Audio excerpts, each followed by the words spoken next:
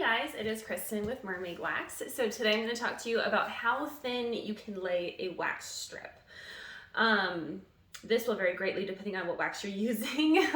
But before I dive in, if you have any questions, comments, concerns, feel free to comment down below, like, subscribe. I love chatting with you all and answering your questions, so don't hesitate to reach out. Okay, so how thin can you lay a wax strip? First thing to keep in mind is that not all wax is the same. In fact, waxes can and will vary greatly depending on their ingredients, especially the base ingredients.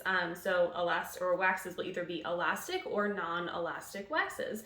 Thus, you need to know that you have to lay them in very different ways in order to accomplish your goal of removing the hair.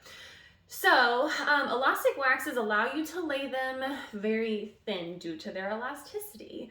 You can also apply multiple strips at a time without fear of them breaking because they're so elastic. I like to call these lay waxes.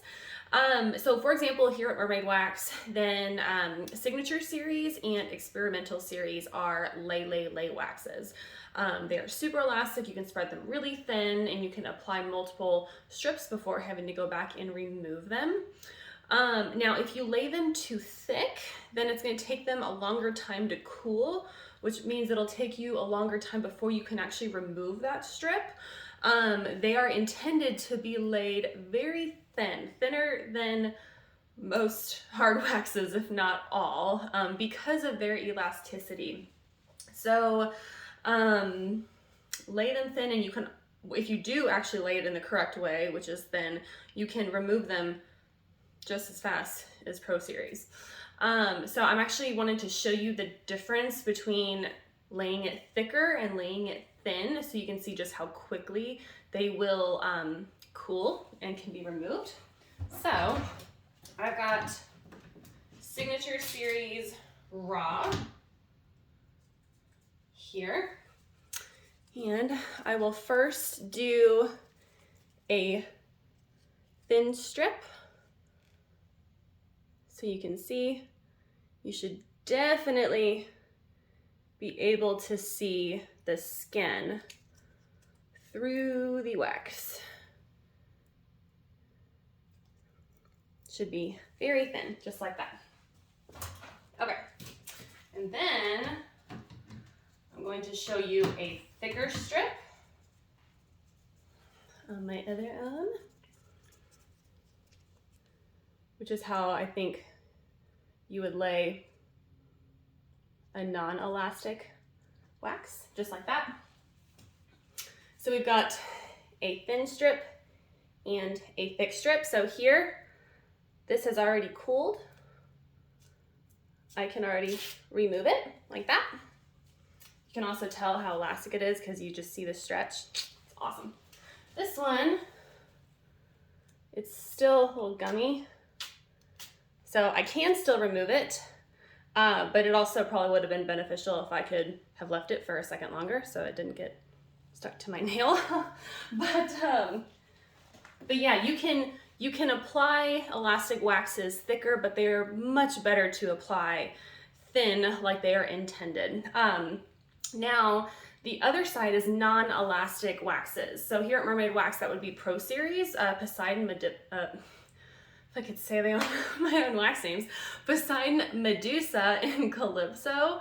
I call these strip and rip waxes because you can only apply 1 or 2 strips at a time, and then they need to be removed. If you don't remove them fast enough, they will break upon removal. So if you're a waxer who only applies 1 or maybe 2 strips at a time, then you would like the Pro Series.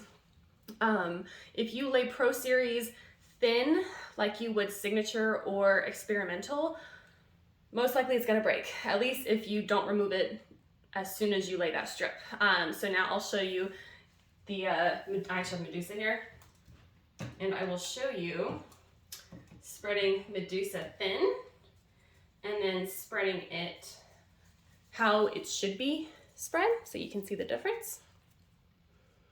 So if I'm gonna do it thin,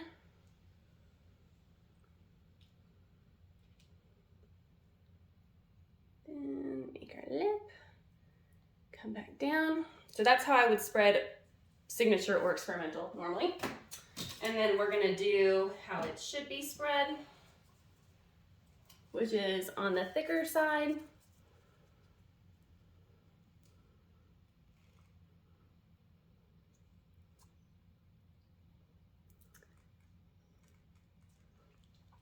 Okay, so I've got both of mine right here. Now I'll go ahead and remove this. See, that's exactly what I was talking about. So this was spread way too thin, and because of that, oh, of course I just stuck it together, the strip broke, which is why it needs to be laid thicker. So this one, perfect.